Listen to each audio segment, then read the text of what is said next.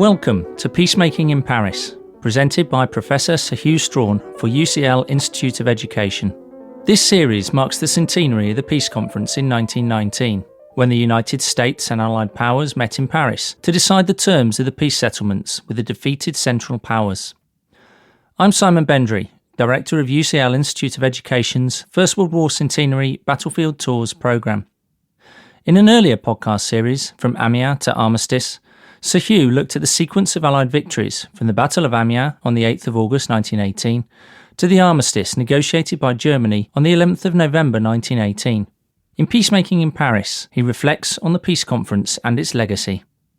In this podcast, he explores the collapse of the Ottoman Empire at the end of the First World War and its implications for Turkey and the Middle East. By the beginning of 1914, the Ottoman Empire seemed to be in terminal decline. It had just been defeated in the First Balkan War and as a result had lost a great deal of its remaining territory within Europe to Serbia, Bulgaria and Greece. Its taxation revenues were mortgaged to the great powers of Europe in a system known as capitulations. In other words, the Turkish people were effectively paying off their debts to other countries rather than supporting their own country. To add to this sense of humiliation was the dependence of many of the core services within the Ottoman Empire, the army, the navy and the police, on foreign powers. The army was trained by the Germans, the navy was trained by the British, and the police were trained by the French. One solution to this set of problems was the possibility of getting a strong ally who would side with them and support them as they tried to rebuild their empire. In the run-up to the First World War, they approached both Britain and France, and both said no. They even approached Russia, their most persistent and long-standing enemy, with whom they had fought 3 wars in the 19th century, and the Russians said no. In Germany, the view was, as von Moltke the Younger, chief of the General Staff, put it in March 1914, Turkey may have been a sick man hitherto, but now it is a dying man. The situation changed fundamentally with the July crisis of 1914. Now Germany saw the Ottoman Empire less as the sick man of Europe and more as a potential ally which could give Germany access through Ottoman territory to the wider world, and through that access could allow Germany to attack indirectly the empires of Britain, France and Russia. All those empires ruled significant numbers of Muslim peoples who might respond to an Ottoman call to jihad, to holy war. So on the 2nd of August 1914, Germany and the Ottoman Empire brokered a secret alliance. Initially, the Ottoman Empire did not enter the First World War. It mobilized its army, but it took the decision to hold back from active hostilities until late October 1914, when it engineered an attack on Russian ports in the Black Sea, and so by the beginning of November 1914 found itself at war. The response from the 3 Entente powers, Britain, France and Russia, was to move to a position where they were now ready to consider the partition of the Ottoman Empire into their respective spheres of interest. This was a remarkable turnaround, particularly for Britain and France. For most of the 19th century, Britain and France had been concerned about Russian expansion through the Black Sea, through the Straits of the Dardanelles, into the Eastern Mediterranean, and into the Balkans. In 1853-54, Britain and France had allied with the Ottomans in order to prevent Russian expansionism in the Eastern Mediterranean. And for much of the 19th century for Britain, because Russia was seen as the big threat to India, the Ottoman Empire was seen as the potential bulwark against Russian expansion southwards. By 1914, that commitment has clearly evaporated. On the 2nd of November 1914, Britain was ready to agree a deal with Russia, which would give Russia access to the Dardanelles and hence into the Eastern Mediterranean, and control of the Ottoman capital, Istanbul, then called Constantinople. So, if the British, French and Russians win this war, the Ottomans are facing the potential partition of their empire. The Ottoman Empire, like many other empires of the day, was a multinational empire. that in an era of nationalisms was prone to fragmentation. It was made up not just of Turks, the ruling ethnic group, but also of Arabs, Armenians, Kurds, Georgians, Greeks, of Christians as well as Muslims. Much of the empire had in the past depended on a mood of toleration and inclusivity, despite the dominance of Islam, to hold it together. The Entente's plans for the division of the Ottoman Empire in the event of an Allied victory were complicated by the intrusion of two more countries into their calculations. The first was Italy. Italy had formerly been allied to Germany and Austria-Hungary before the outbreak of the First World War, but in May 1915 committed itself to the Entente side. It had harboured ambitions in relation to the acquisition of Ottoman territory. In 1911, it had gone to war in order to conquer Libya, still formerly part of the Ottoman Empire. In 1915, although the Ottomans have lost Libya, Ottoman secret intelligence services are operating in Libya against the Italians. The Italians themselves are claiming territory in Anatolia to go alongside the territory they expect to acquire from the Austro-Hungarian Empire.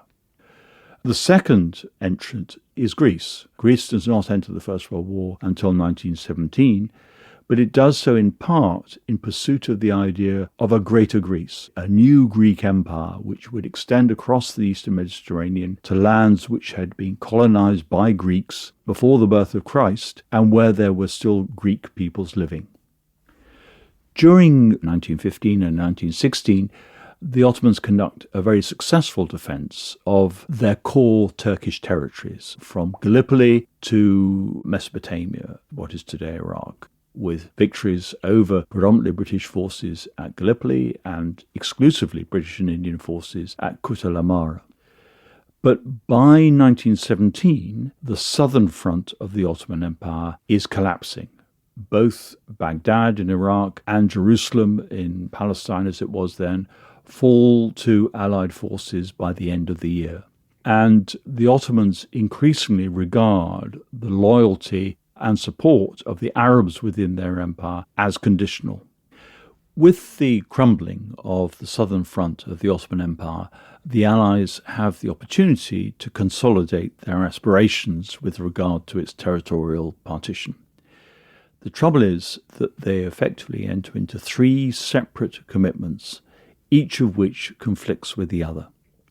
The first of those commitments was that between Britain and France, settled in 1916 by Sir Mark Sykes and François-Georges Picot, that essentially divvied up the lands of the Ottoman Empire in the south between the two countries. France was to get Syria and Palestine and today's Lebanon, and Britain was to get the lands to the east, today's Iraq, particularly because by then Britain wanted control of the oil, which had become increasingly important as a resource for them as the war developed. By 1915, oil-fired battleships are entering service in the British fleet, and the recognition is that if Britain is going to continue to be a major sea power, it will also have to, in some form, be able to control the supply of oil. So Iraq provides that opportunity. However, somewhat earlier, Britain had entered into conversations with Hussein, a Hashemite ruler from Hijaz, from Palestine, who aspired to the creation of an Arab nation, which in its most extreme form ran from the Mediterranean to the Red Sea and to the Persian Gulf. Hussein's aspirations are kept alive because Britain in the early stages of the First World War is losing out to the Ottomans and needs the Arabs as allies. Hussein is a particularly powerful figure too because he is the emir of Mecca. In other words, he controls the spiritual home of Islam.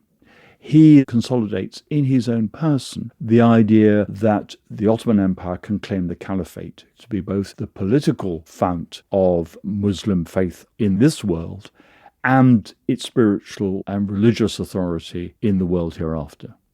There is another attraction in Arab nationalism for the British.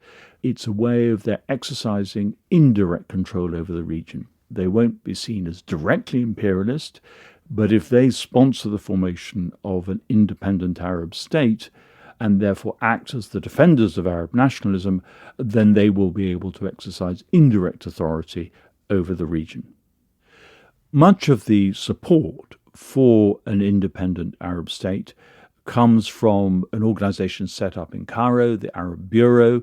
This is the office in which T. Lawrence operates, in which Gertrude Bell operates, and both of these become key exponents of the idea of Arab nationalism. Both of them, too, become charismatic figures. Lawrence with Hussein and Hussein's son Faisal in the Arab Revolt, and Gertrude Bell in Iraq. So here we have a British current supporting French rule and a British current supporting an Arab nation. Then in November 1917, Britain entered into a third contradictory agreement issued by Arthur Balfour, the British Foreign Secretary, in a document now known as the Balfour Declaration, an agreement to provide a homeland for the Jews. Most Jews had assimilated in the countries in which they had settled. They had been expelled from Palestine over 2 millennia before, and they were to be found across Western Russia, in Eastern Europe, through Britain, and in the United States. Few of them had any desire to return to what was seen as a deprived part of the world, alien from the cultures to which they had become accustomed. Those who were most deprived and most persecuted were the Jews of Russia, but their aspiration was not to go south, it was to go further west, and ultimately to end up in America. So Zionism, the notion that the Jews should have their own homeland within Palestine, was a minority interest. It required the work of a man called Theodor Herzl, a German speaker from Austria-Hungary, whose family originally came from Russia. It required his work in a book published in 1896 to popularize the idea of Zionism, and he did so because he said the hope of Jews that they would be assimilated within the countries where they had settled was misplaced, that anti-Semitism was too deeply rooted for there ever to be full assimilation and incorporation where they had settled. That idea therefore became an idea associated with the Central Powers, particularly with Germany. It was a concern, therefore, of British government that if they failed to recognize the aspirations of Zionism, then they might be encouraging Jews to side with the enemy, with the Central Powers. And that concern became particularly acute with the United States' entry to the war in 1917, because many Jews had settled in the United States. And if they declared their support for the enemy, because they identified with Jews who were still within Europe, from which they had emigrated, then that could undermine the Allied war effort. In Britain, the great advocate of Zionism was Chaim Weizmann, whose family originally came from Russia, who pursued a career as an academic. Weizmann was a chemist at Manchester University. He made a considerable contribution to the British war effort, particularly in the development of explosives and the chemistry associated with them. But he was also an ardent advocate of a Jewish homeland. Fortuitously, one of the members of Parliament for Manchester was Arthur Balfour. Balfour became the British Foreign Secretary in 1916. It is Balfour who, in November 1917, writes to Lord Rothschild and says that it is the policy of His Majesty's government to establish a homeland for the Jews within Palestine, on the understanding, however, that those currently resident in Palestine should have their rights and their religious practices protected. So by the time the First World War ended in November 1918, Britain had entered into 3 conflicting commitments: the Sykes-Picot Agreement, the commitment to the Arabs, and the Balfour Declaration. But none of the 3 parties with whom they had entered into those undertakings was fully aware of the commitments made to the others. Moreover, Britain itself had not yet decided what its preferred policy would be, given the fact that it had promised the same land to different peoples. One might think there's a great plan here for the partition of the southern part of the Ottoman Empire, but there wasn't. When Allenby, the commander of the Egyptian Expeditionary Forces, it was called, advanced after the defeat of the Turks in September 1918, He signalled the Foreign Office because he thought that the Turks might at any moment ask for an armistice, and if that were the case, he would need to know the terms which he should impose as part of that armistice. The reply he received back from Balfour effectively said that the Foreign Office had no clear policy. Balfour knew that the Sykes-Picot Agreement was in many respects a dead letter, but what he did not know was what had taken its place. The result was that when the great powers assembled in Paris in 1919, what would happen to the Ottoman Empire was not yet clear. Indeed, the advice given to Faisal, Hussein's son, the man who had served alongside Lawrence in the Arab Revolt, was make sure you come to Paris to put your case, because it's still not absolutely certain what will happen.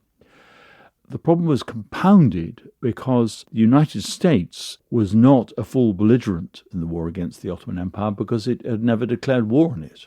But the 14 points enunciated by Woodrow Wilson in January 1918 did have clear implications for the Ottoman Empire. One of those was that the United States believed that the Dardanelles should be declared international waters. There should be free use of the route between the Black Sea and the Mediterranean.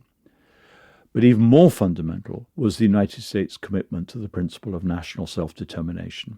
Here was a declaration which effectively said to the Ottoman Empire, we can recognize the Turkish nation, there can be a Turkish state, but there will also be states that recognize the other peoples who make up the Ottoman Empire. The possibility, for example, of an independent Armenia, an independent Kurdistan, and an independent Arab state. And that American policy suited Britain very well, because by recognizing the principle of national self-determination within the Ottoman Empire, that would enhance the possibilities of British indirect control and would enable Britain to use that principle of indirect control as a way of undermining the claims of France, now seen very largely as a competitor in the Middle East rather than as an ally. The British position increasingly worried the Jews, and particularly Weizmann. They knew enough by then to be aware that Britain was committed to supporting France in Palestine, to know that they were going to have to work in conjunction with the Arabs if they were to establish any Jewish authority within Palestine. Increasingly, they also recognized that there would be resistance on the ground both to an increased Jewish presence in Palestine and to a French presence. The solution to this problem, arrived at in Paris, was that countries should be given responsibility for certain territories under the authority of the League of Nations, a system known as mandates.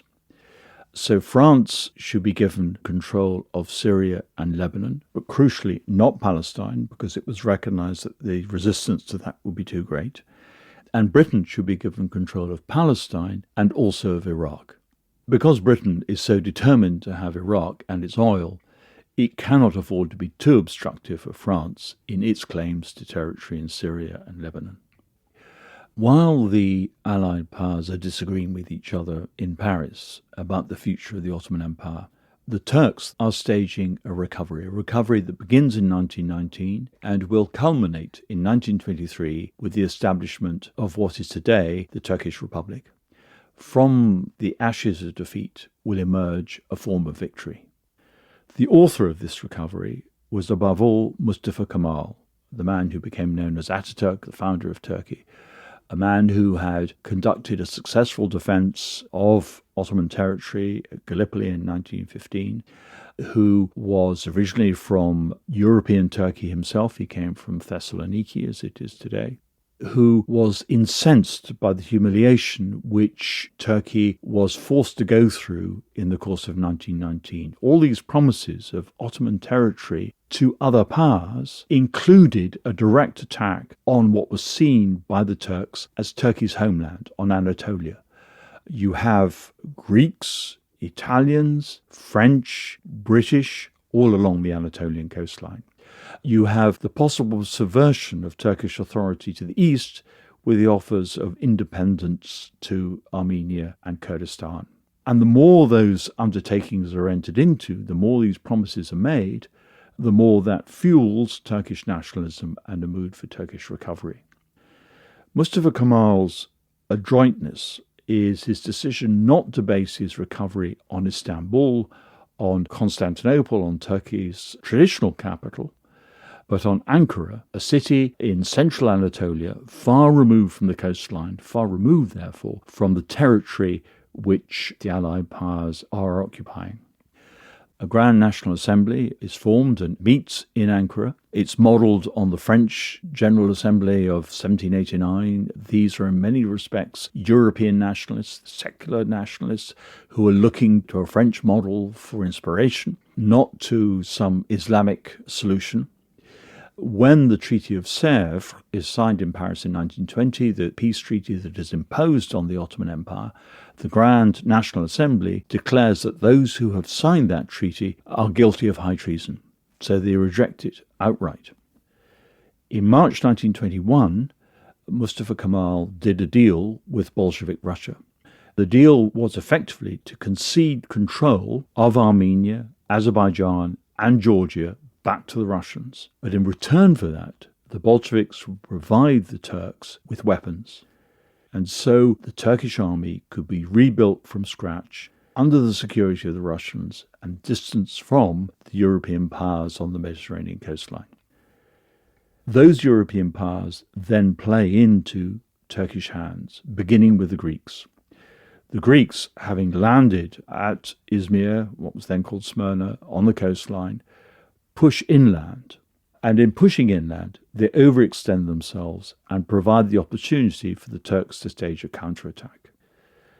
Much of the control of the wider reaches of the Ottoman Empire lies with the British, and the British themselves are also overextended because they're trying to hold not just the Straits, Istanbul, the area around today's Çanakkale.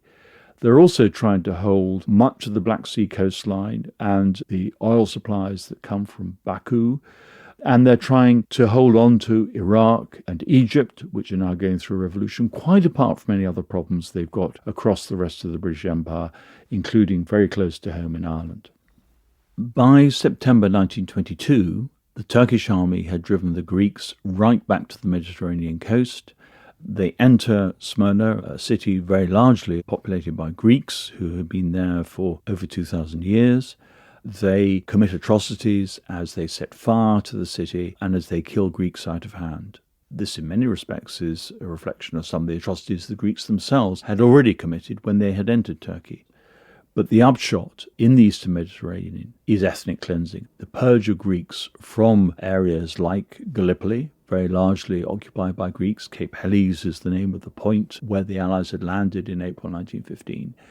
The purge of Greeks from Turkey and the purge of Turks from what has now become Greek territory, particularly in Thrace and around Thessaloniki.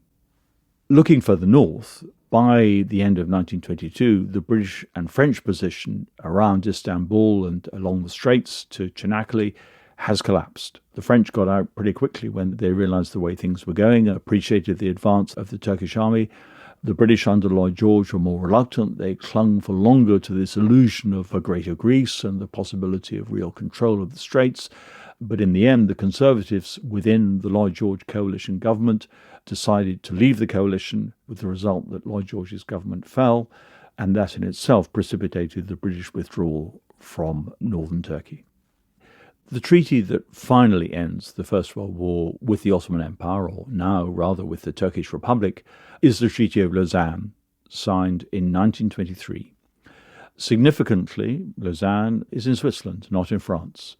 In other words, as many had argued right back in 1918, this peace is negotiated in a neutral country, not in an affronted belligerent, which had been the case with France.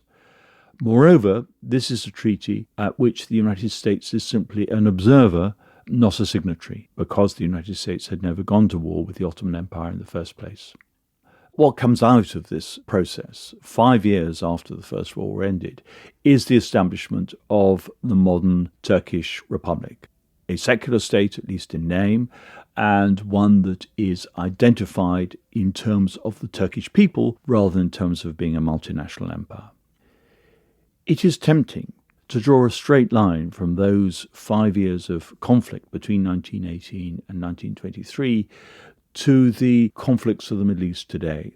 to see the persistence of oil as a crucial question, to see the rise of Sunni fundamentalism as a persistent factor in destabilizing the region, and above all, of course, to see in the conflicting promises made to Arabs and to Jews the origins of the problems of today's Middle East. But what this story of continuity fails to take into account are two significant changes of much more recent origin. The first is the impact of the Second World War and the Holocaust. It is those that legitimize the establishment of the State of Israel, and it is the political entity of Israel which creates the opportunity and the determination for war in the subsequent decades. The second is the recent direction taken by Turkey under President Erdogan, which has moved away from the secularization advocated by Ataturk, the republic's founder, to a much more religious and much more Islamic approach to world affairs. Having looked at British imperialism in the Middle East, next time we shall explore the interests of the British Empire and its dominions in Africa and in the Pacific.